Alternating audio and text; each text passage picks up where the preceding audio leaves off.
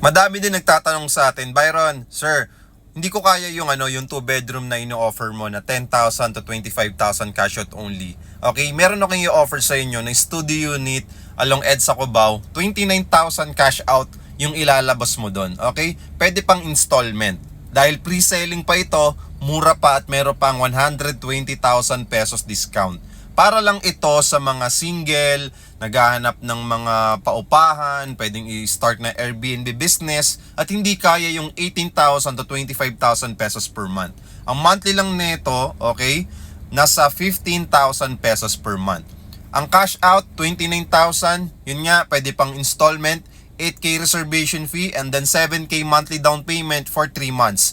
Pero kung wala ka ng kung wala ka nang iintindihin na ipapasang post-dated checks, okay, ibuuin mo na yung 29,000. Okay, para antayin mo na lang yung approval ng bangko, is either BDO, BPI, or Security Bank. And then ang magiging monthly mo magre-range sa 15,000 pesos per month. And good news, malapit nang ma-turn over or malapit nang maging ready for occupancy yung studio unit na to. Ang size nito ay 13 square meter, kaya hindi to pang pamilya.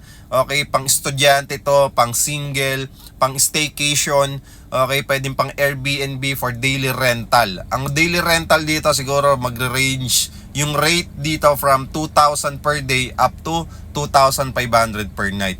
Kasi along EDSA Cubao, walking distance sa MRT, harap ng Araneta City, harap ng Gateway Mall, malapit sa SM, etc. So napaka-accessible nito along EDSA, literal, okay, located. So para sa mga hindi kaya yung 18,000 to 25,000 na monthly amortization sa 2 bedroom, meron ka pang option na studio unit. Okay? So ngayon, kung interested ka na makapag-avail, okay, bibigyan pa kita ng additional freebies na, okay, saka na lang sasabihin yon kapag nag-message ka sa akin. Okay, so follow me and message me para makahabol po kayo sa promo. God bless po, at wag niyo pong kalimutan mag-heart.